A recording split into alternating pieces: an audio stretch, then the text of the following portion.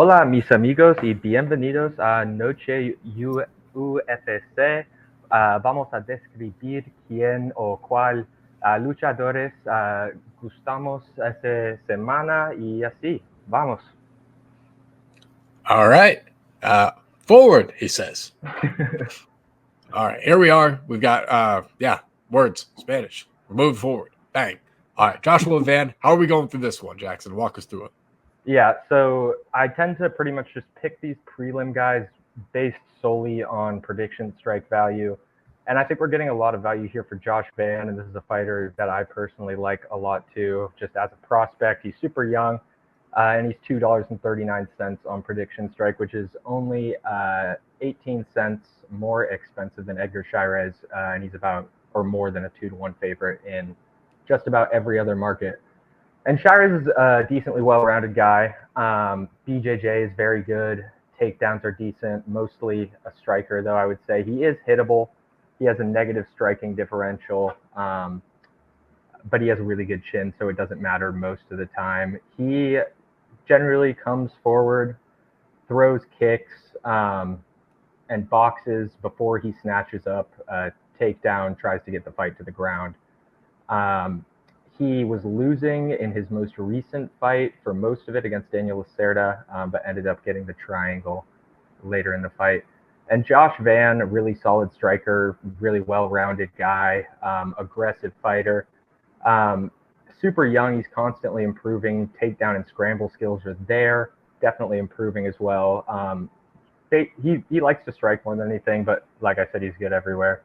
Um, he loves making his opponents work. He's good at picking things up in scrambles. Coming off the knockout loss to Charles Johnson, where he was finished late in the fight. And I think, like I said, we're getting a discount on Josh Van here. Skill for skill, I think Josh is definitely the better fighter. Edgar is not the best, in my opinion. Yes, Van did get K'd by Johnson. I just think his skills get him there this time. Clean striking, decent power, good grappling, and even though it's short notice by like 3 weeks, so that could factor in here. But I think he's had plenty of time. Right on. Love it. On to the next bout. We got Yasmin Yaruge. Walk us through it, Jackson. Why should we like this fighter? Yeah, so Yasmin is sitting at $4, going up against Ketlin Souza, who's $5.26, and Yasmin is favorite in most markets. So we're getting a bunch of inherent value on her side. She is young, very powerful striker, solid takedown defense, good pressure, nice combos. She definitely snatches up opportunities when she sees them. She's always actively looking for that finish. Solid grappling too. What I really like from that, at least from what I've seen of Yasmin, is her takedown. She has really good body lock takedowns and really good takedown defense too. She's coming off a win over Sam Hughes, where she defended all 6 of Sam's takedowns and just looked great in the striking department. Souza is basically just like a power fighter, heavy pressure, big strikes, throws heavy kicks, punches, elbows, is just powerful all around. Solid grappler too when it gets to the ground. Doesn't have much technique in the way of takedowns. Basically, just uses her strength to get it to the ground. And I think this should be Yasmin all day. She's a far more technical striker. I think her takedown defense is far too good to be taken down by someone like Ketlin Souza, who doesn't really shoot traditional takedowns. Ketlin does throw heat, though. Definitely live for a knockout, but Yasmin should be fine here. Right on. All right. On to the next one. We got Ronaldo Rodriguez versus Ode Osborne. All right. What should we be liking about this one here? Grant, you want to kick us off with Ronaldo versus Ode? Yeah, I'm curious on your opinion first. So I'm not the most in tune with Ode, especially. Yeah.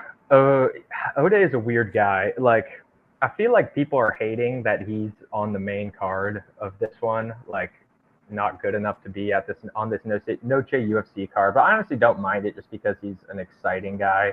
I think this should be a fun fight. Ronaldo is definitely an exciting guy too. Patient striker, but he does have real one-hit power. He likes to come forward at you. He plots around a little bit before laying it all out for a finish. Has a great chin. has no problem eating a few shots to counter with big overhands. So, like I said, solid chin. Doesn't have a high guard though, so he is hittable. Keeps his hands down a lot of the time. Decent takedowns, good BJJ, but he doesn't like to take it to the ground at all. Like I expect this one to be standing the whole time, realistically. Yeah, I saw the submission he had in his last fight. I think it was on that Moreno Royval card a while ago. Yeah. But I mean, that's definitely, even if he gets on the ground, though, it's nice to know that he has the wherewithal to handle himself down there. That was a pretty technical submission that he pulled off there. Yeah, definitely. It's like his BJJ is good. He's just never really looking for it.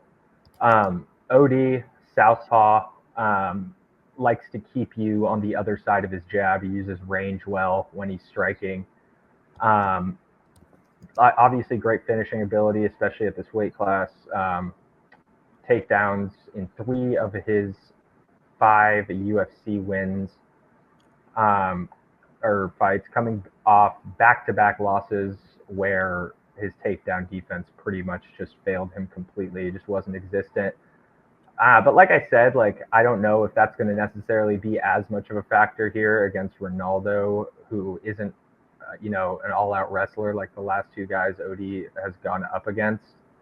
So I think it'll stay standing.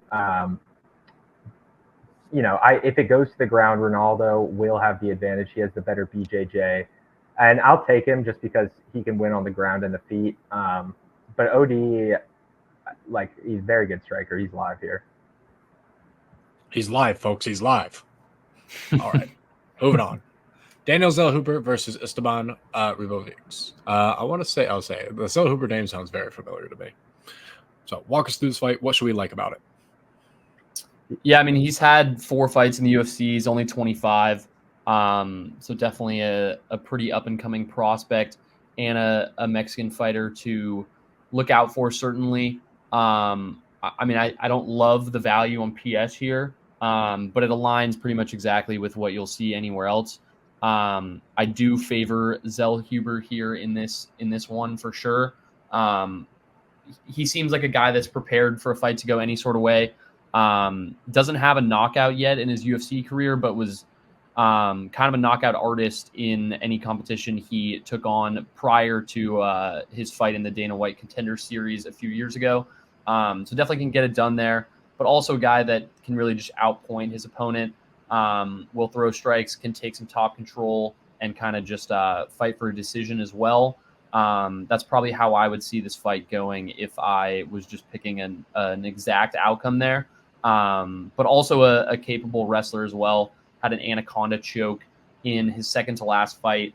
So yeah, I just think he's gonna be prepared for any type of situation here, and I definitely lean the Zellhuber side, even though it's not the anaconda. Don't. Sorry. That's sweet. I am going out on a limb here, and I'm going to take the Ribovics side. We aren't really getting better value here than we're getting other places. So, I mean, it pretty much reflects other markets. So I like Ribovics as a dog pretty much everywhere. I think he's sneaky powerful, and I think he's a really good technical striker, very accurate, high, tight guard, picks his shots well. Despite his having a bunch of knockouts, he has good takedowns too, solid BJJ, shoots really clean singles and doubles, nice trips. And he's really active on the ground, always looking for opportunities. Zellhuber is too, but both these guys are really good. Personally, for me, it's like we've seen Ribovics, knock out people who we thought to be more powerful than him. He's the more technical fighter in almost every fight, or the more technical striker in almost every fight he's in. So I'm going with Ribovics here, I think. But I do love Zellhuber. I think he's a really good prospect. Like Grant said, he uses his length super well to wrap people up in subs on the ground. Dynamic, impressive striker. So it'll be a super fun fight. Agreed. All right, moving on to the next one. Diego Lopez versus Brian Ortega. Ooh, this is going to be an interesting one here. Big price discrepancy, I see. Yeah. I mean, and from that standpoint, PS Lopez is an absolute must. There's no other way to look at it. There's no overthinking to be done. It's just instant, set it and forget it. It is a decent jump in caliber of fighter for Diego Lopez, a guy who's pretty much passed with flying colors since his debut, which he lost to Movsar Evloev, which seems now more and more like that was just kind of tough matchmaking for a dude making his first fight in the UFC. But since then, he's fought 4 times. He's been super active, fought some good fighters, but this is definitely a bit of a step up. Obviously, Evloev probably now seeming like the best fighter he's fought after that win against Arnold Allen. Hasn't been as active as Diego Lopez, though. Diego Lopez is seemingly making an effort to get his name out there as much as possible and fight as much as possible in order to keep climbing up these rankings. And this is a big test here and a surefire way to fly up these rankings if he does succeed in this fight. I've loved watching him fight. He is capable of knockouts, super capable of submissions. That's probably the way I see this one going. I would take a Diego Lopez submission on a little flyer in this fight. But I'm pretty comfortable if you told me this fight was standing up, I think he could probably get it done. If you told me it's a little cagey and there's a lot of clinging to each other, I think he could probably still outpoint Brian Ortega. So I think he's very much alive in this one. I am a little concerned. I feel like the public is massively on Diego Lopez here, and there's not a lot of people that are sticking up for the Brian Ortega side of things, which is a little worrying. But on PS, it's a no-brainer, certainly. 100%. Yeah, I'm honestly so cool with Diego Lopez here. Obviously on PS, I think he's at a fine spot at just under a 2-1 favorite in most markets too. I just think Ortega is a bum. Like, couldn't make weight at 303. Like he just didn't show up there. Dude is fat as hell. Like, I don't know. Diego is nasty. I know he's going to beat him in the striking department, and I know that he at least can grapple with Ortega. Yeah, I mean, the people who are saying that Diego faded in the fight against Danish at 303 and Ish stepped up like hours before the fight, I wouldn't put that on Diego. It's not a real cardio issue. It's really tough to deal with like a last minute opponent swap hours before your fight on your first like pay-per-view card ever. So I don't really like discredit Diego for that. I think Brian's a bum and Diego's gonna knock him out. Right on. All right, on to the next bout. Alexa Grasso versus Valentina Shevchenko. What should we be expecting here? So price-wise, I'd say it's pretty much reflecting the market. I know Grasso has kind of been bouncing back and forth between the like -120, -50 range in a lot of places. And this is a trilogy fight. Alexa subbed Valentina after losing most of the fight in their first one. Fight was a draw in their second fight because of the weird 5th round scoring from the one judge, scored at 10-8. And yeah, they're back for this trilogy fight. Valentina would have won that last fight in split decision. So if that scorecard, was right, this would be a 1-1 thing going into their trilogy. It's 1 win for Grasso and a draw for Shevchenko. And I think Alexa wins here. Valentina has the wrestling advantage skill-wise for sure. She was winning the first fight, should have won the last one.